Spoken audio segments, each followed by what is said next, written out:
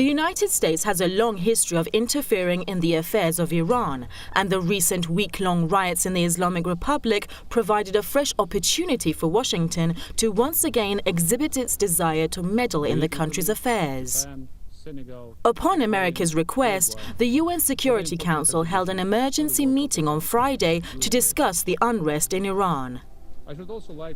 And these specific comments could have amounted to an instance of meddling in the affairs of any given country. The people of Iran have finally had enough, and they are showing it by taking to the streets. They are attempting to silence the voice of the Iranian people. We cannot allow that to happen. Once again, the people of Iran are rising up. They are asking for something that no government can legitimately deny them: their human rights and fundamental freedoms. Despite America's struggles, the outcome of the Security Council meeting was not what Washington may have desired. The majority of the participating countries made it clear through their votes that they are not following America's line in seeking any form of intervention in Iran's internal affairs. I believe that this effort, which was so superficial and transparent, to attack Iran politically fell so flat that there will be very little support for future actions. In fact, the U.S. ambassador to the United Nations, Nikki Haley, has disgraced herself again and again and again. The Trump foreign policy was supposed to be one of non-intervention in the Middle East. Actions like this destroy the credibility of the United States and even of the president himself.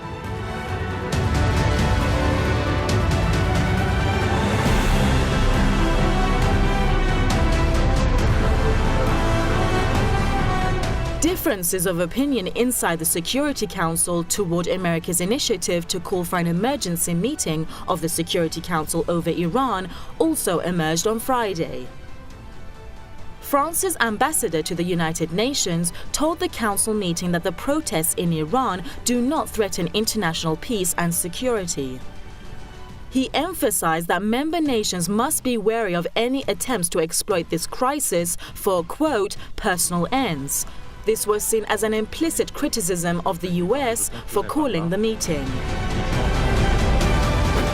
It's especially disappointing that President Trump would be making these efforts to intervene in the domestic political affairs of Iran after he had campaigned on a non-interventionist platform, even declaring that the United States had squandered $5.5 trillion in the Middle East and had nothing to show for it.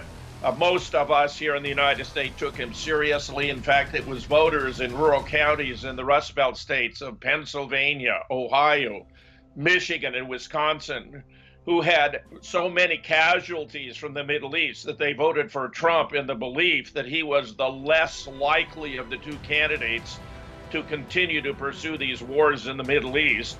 Trump would be well advised to reconsider his position in relation to the Middle East and indeed around the world, because he is losing a lot of political support by not standing by that central campaign promise, which in fact was the one that made the difference in his election over the clear, obvious hawk, Hillary Clinton, and put him in the White House today.